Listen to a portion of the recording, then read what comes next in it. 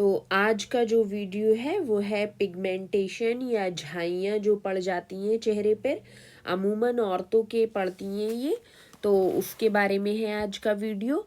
तो ये झाइयाँ जो होती हैं ये जैसे आप फोटो में जो मैंने फ़ोटो लगाया है थंबनेल पे और वीडियो पर भी चल रहा है, तो इसमें देखिए ब्लैक ब्लैक स्पॉट पड़ जाते हैं, ख़ास तौर से गालों पे पड़ते हैं, चीक्स पे ये।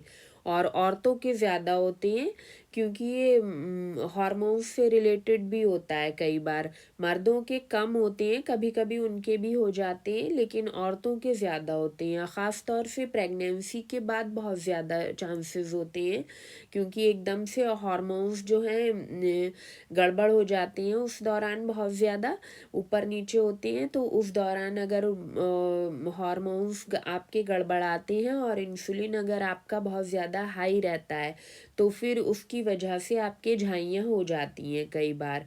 और दूसरी वजह भी होती हैं, तो हम पूरे टॉपिक पे बात करते हैं।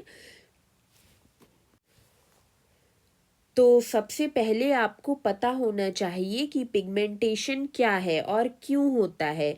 तो हाइपर पिगमेंटेशन या मेलाज्मा या झाइयाँ, जैसा कि नाम से ही पता चलता है, हाइपर पिगमेंटेशन यानी कि हाइपर पिगमेंट मतलब पिगमेंट यानी कि पिगमेंट जो आपकी कलर होता है स्किन का, ये कलर जो होता है उसको पिगमेंट्स की वजह से होता है कलर, तो उस कलर का ज़्यादा हो जाना हाइपर पिगमेंटेशन।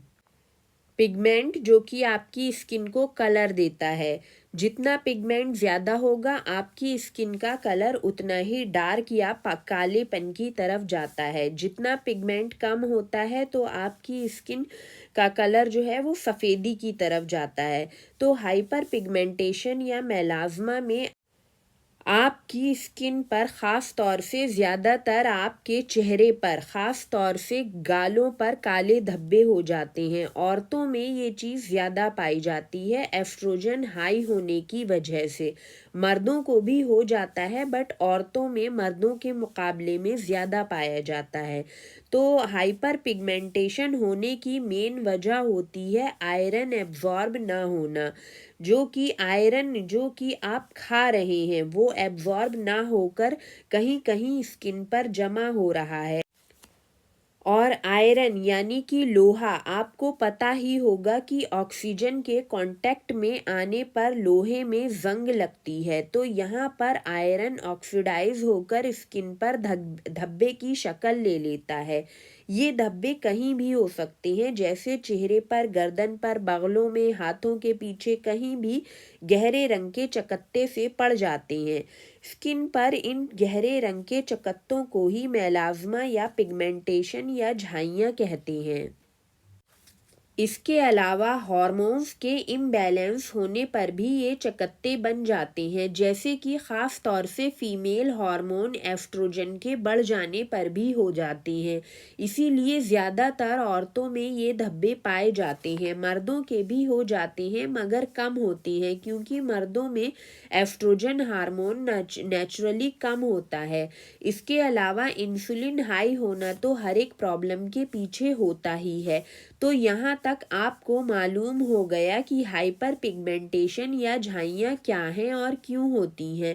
अब आते हैं इसके इलाज की तरफ। तो इलाज के लिए सबसे पहले जो आपको करना है वो है इंसुलिन को कंट्रोल करना, जिससे कि आपकी बॉडी में मिनरल्स जो है जो भी मिनरल्स हैं वो कि अच्छे से एब्जॉर्ब हो पाएँ। और हाई इंसुलिन की वजह से जो ऑक्सीडेशन हो रहा है वो रुक पाए, क्योंकि हाइपर पिगमेंटेशन के पीछे होता है आयरन का ऑक्सीडाइज होना। तो अब जो दूसरा आपको ज़रूरी काम करना है वो ये है कि जो आयरन ऑक्सीडाइज होकर आपकी स्किन पर धब्बे बना रहा है उसको ख़त्म करना। तो आयरन जब आपकी बॉडी एब्जॉर्ब नहीं कर पाती तो ये बॉडी में इकट्ठा होने लगता है और ऑक्सीजन की मौजूदगी में ऑक्सीडाइज होकर धब्बे या झाइयों की शक्ल ले लेता है। तो आयरन को डाइजेस्ट करने या एब्जॉर्ब करने के लिए बॉडी में या फिर बॉडी में पहले से जमा हुए ऑक्सीडाइज आयरन को ख़त्म करने के लिए हमें ज़रूरत होती है कॉपर की। जो कि हमें मिल पाता है ऑर्गन मीट जैसे कि कलेजी, गुर्दा, अंडा, झींगा मछली से। तो इन सभी फूड आइटम्स में से किसी एक को आपको अपनी डेली की रूटीन में शामिल करना है। आप बदल बदल के भी ले सकते हो, जैसे कि कभी झींगा ले लिया, कभी गुर्दा ले लिया, कभी कलेजी ले ली, इस टाइप से। थोड़ा सा ही लेना है, ज़्यादा नहीं, मगर आपकी जो डाइट है उसमें एक पार्ट होना चाहिए इन चीज़ों का। और अंडा तो रोज़ खाइए आप, अंडा बहुत अच्छी चीज़ है, उसमें ना सिर्फ कॉपर बल्कि दूसरी चीज़ें भी बहुत अच्छा वाला प्रोटीन और दूसरे भी बहुत अच्छे न्यूट्रिएंट होते हैं। इसके अलावा इंसुलिन हाई होने से भी ये धब्बे हो जाते हैं। तो पिगमेंटेशन के पीछे दो मेन वजह हैं, हाई इंसुलिन, दूसरी आपकी बॉडी में आयरन एब्जॉर्ब नहीं हो रहा है, और तीसरी वजह है हार्मोन की ज़्यादती। तो जब आपका इंसुलिन कंट्रोल में आ जाएगा तो हार्मोन्स खुद ब खुद ही बैलेंस हो जाएंगे। तो सबसे पहले जो काम आपको करना है वो है आपका इंसुलिन कंट्रोल करना। तो उसके लिए आपको हेल्दी कीटो डाइट के साथ में फास्टिंग भी करनी है। तो डाइट किस तरह से करनी है ये मैंने वीडियो बना रखी है, वेट लॉस डाइट प्लान 2 और फास्टिंग डाइट। 15 दिन वेट लॉस डाइट प्लान 2 और 15 दिन फास्टिंग डाइट। इस तरह से कुछ ही महीनों में आपका इंसुलिन कंट्रोल होने लगेगा। दूसरा काम जो आपको करना है वो ये है कि एक तो आयरन जो आप खा रहे हैं आपको एब्जॉर्ब हो, और जो पहले से इकट्ठा है वो बॉडी से बाहर निकले या ख़त्म हो जाए। तो आयरन को एब्जॉर्ब करने के लिए हमें चाहिए होता है कॉपर। तो हमारे खाने में कॉपर जिन चीज़ों में होता है वो ज़रूर ले, जैसे गुर्दा, कलेजी, झींगा मछली, अंडा, ये बेस्ट सोर्स हैं कॉपर के। ख़ास तौर से गाय भैंस का गुर्दा और कलेजी और ये जो झींगा मछली होती है, इसमें तो बहुत ज़्यादा क्वांटिटी में पाया जाता है। थोड़ा सा आप इन चीज़ों को लोगे तो ही आपका जो कॉपर की दिन भर की रिक्वायरमेंट होती है वो पूरी हो जाएगी। तो गुर्दा कलेजी जो होता है ख़ास तौर से बीफ का, भैंस का या बीफ का, तो वो जो है वो उसमें बहुत अच्छी क्वांटिटी में होते हैं, और दूसरे न्यूट्रिएंट्स भी होते हैं उसमें बहुत अच्छे, मगर कॉपर के लिए बहुत रिच सोर्स है ये। तो ये आपकी डाइट में थोड़ा सा रोज़ाना होना ही चाहिए। और किस तरह से आप खा सकते हैं इसको, मैंने इसके कई तरह 2-3 तरह के कबाब की रेसिपी दे रखी है गुर्दा कलेजी की, वो आप देखें और अपनी डाइट में थोड़ा सा ये ज़रूर इस्तेमाल करें रोज़।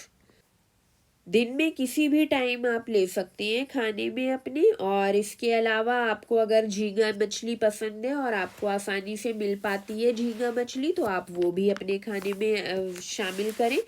तो ज़रूरी नहीं है सारी चीज़ें, मतलब एक एक करके ले कर सकते हो। किसी दिन झींगा मछली ले ली, किसी दिन गुर्दा कलेजी ले ली। और अगर झींगा मछली जल्दी आपको नहीं मिल पाती है, क्योंकि हर जगह नहीं मिल पाती है ये, जहाँ पर कोस्टल एरिया है वहीं पर ज़्यादातर मिल पाती है। तो अगर झींगे नहीं मिल पाते हैं तो ये जो होता है गाय भैंस की जो गुर्दा कलेजी होती है वो बेस्ट सोर्स है, हर जगह अवेलेबल है। और अगर गाय भैंस का भी आपको मिलने में मुश्किल हो रहा है, वैसे होता नहीं है मुश्किल, तो आप मटन का भी ले सकते हो। लेकिन बेस्ट सोर्स जो है वो गाय बीफ का होता है, बीफ या फिर बफेलो का। और अगर आपको अवेलेबल नहीं है तो आप मटन का या लैम्ब का भी ले सकते हो। और कॉपर को एब्जॉर्ब करने के लिए चाहिए होता है जिंक, तो ये आपको मिलेगा रेड मीट से। तो रेड मीट भी आपके खाने में रोज़ाना होना ही चाहिए, जिससे आपके अंदर मौजूद कॉपर आयरन को एब्जॉर्ब करने में मदद करेगा। उसके अलावा पहले से जो आयरन ऑक्सीडाइज हो चुका है उसे भी ख़त्म करेगा, तो ये ज़रूरी है। इसके अलावा खाने में हरी सब्जियां और सलाद, आयरन रिच वेजिटेबल भी ना लें। कभी थोड़ी सी ले ली तो कोई बात नहीं, मगर ज़्यादा सलाद या ग्रीन जूस वगैरह के चक्कर में ना पड़ें, क्योंकि कच्ची सब्जियां और पत्तियों से मिलने वाला आयरन आपको डाइजेस्ट होना मुश्किल होता है, बॉडी उसे एब्जॉर्ब नहीं कर पाती है पूरी तरह से। और यही अनडाइजेस्टेड आयरन जो कि बॉडी हमारी एब्जॉर्ब नहीं कर पाती, तो ये ऑक्सीडाइज होकर पिगमेंटेशन या झाइयों की शक्ल ले लेता है। और आपके चेहरे पर धब्बे पड़ जाते हैं, जबकि नॉनवेज या गोश्त से मिलने वाला आयरन आपको एब्जॉर्ब हो जाता है और बॉडी उसे आसानी से इस्तेमाल कर पाती है। तो कच्ची सलाद और जूस ना लें।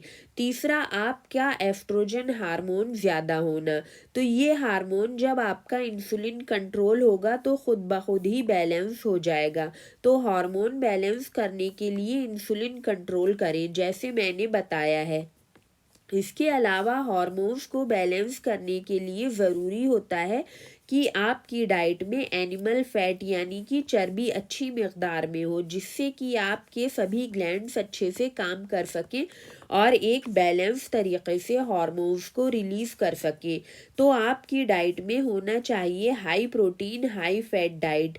फैट का मतलब है चर्बी से बना हुआ घी या देसी घी या मक्खन, अगर अच्छी क्वालिटी का आपको मिल पाता है। वरना आप मक्खन अगर अच्छी क्वालिटी का मिल पाता है तो आप उससे घी निकाल सकते हैं, मक्खन भी खा सकते हैं। और अगर नहीं मिल पाता है अच्छी क्वालिटी का देसी घी या मक्खन, तो फिर चर्बी वाला घी जो होता है वो अपने खाने में इस्तेमाल करें। वो सस्ता भी होता है और इजीली हर जगह मिल भी जाता है। गाय या भैंस की चर्बी से बना हुआ घी जो होता है वो खाना बनाने के लिए बेस्ट होता है और बॉडी के लिए भी बहुत अच्छा है होता है, बहुत सी बीमारियों को दूर भगाता है।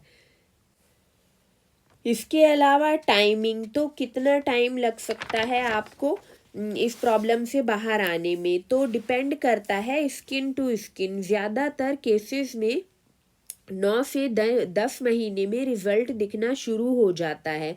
मतलब अगर आप पीछे बताई हुई बातों को ध्यान में रखकर अपनी डाइट बनाएंगी और साथ में रेगुलर 10 से 15 दिन की फास्टिंग करेंगे और अपने खाने में कॉपर का अच्छा इंटेक रखेंगी, मतलब आपके खाने में थोड़ा सा गुर्दा कलेजी या झींगा मछली रोज़ाना होना चाहिए। इन तीनों में से कुछ भी ले सकते हैं आप।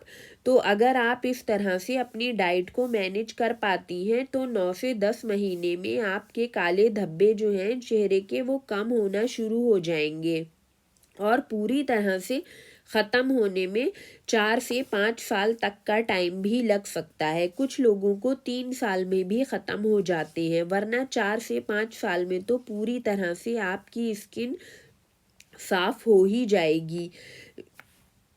मैं झूठ नहीं बताऊंगी कि 24 घंटे में झाइयाँ गायब या 1 महीने में गायब, क्योंकि ये सब झूठ होता है। हाँ, ये हो सकता है कि अगर आप यंग हैं तो आपके ऊपर जल्दी असर दिखने लगे, क्योंकि यंग या जवान लोगों में हीलिंग जो होती है वो बहुत तेज़ी से होती है और थोड़े उम्र दराज लोगों में थोड़ा सा वक्त लग जाता है। तो डिपेंड करता है कि रोग कितना पुराना है, आपकी उम्र कितनी है, इस पर भी डिपेंड करता है। इसके अलावा आपकी स्किन के अंदर कितना डैमेज हो चुका है वगैरह वगैरह।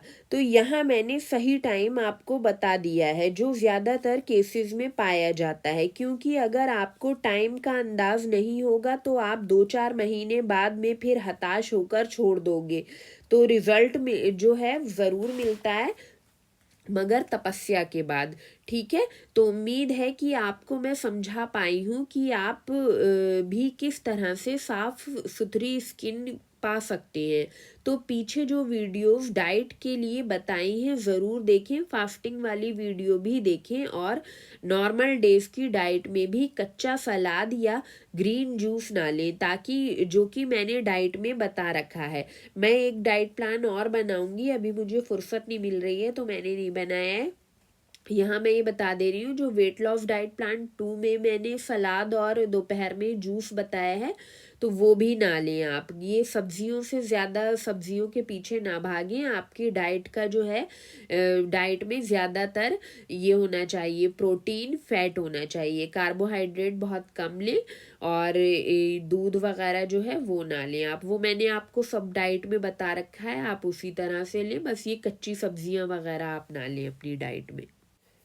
तो तीसरा डाइट प्लान मैं बनाऊंगी फुर्सत मिलने पर, वो जब भी होगा तो वो आप ज़रूर देखें।